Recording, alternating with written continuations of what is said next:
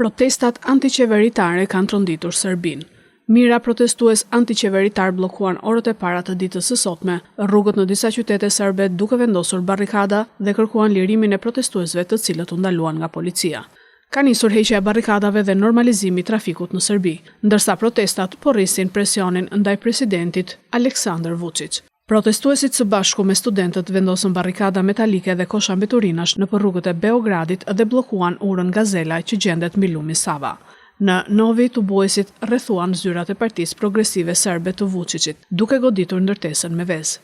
Sipas REL, gjatë protestës në Beograd më herët është shpalosur dhe një flamur me hartën e Kosovës në ngjyrat e flamurit të Serbisë me mbishkrimin "Nuk ka dorëzim". Në 30 pika të Beogradit u ngritën barrikada, e njëjta gjë ka ndodhur dhe në të paktën 22 qytete të tjera serbe.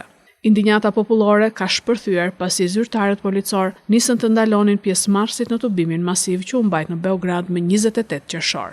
Vučić deklaroi se agjencitë e zbatimit të ligjit pritet që të kryejnë shumë më tepër arrestime. Turmat antiqeveritare u rikthyen në rrugë mbrëmjen e 29 qershorit duke kërkuar lirimin e 10 personave të ndaluar në natën e parë të protestës.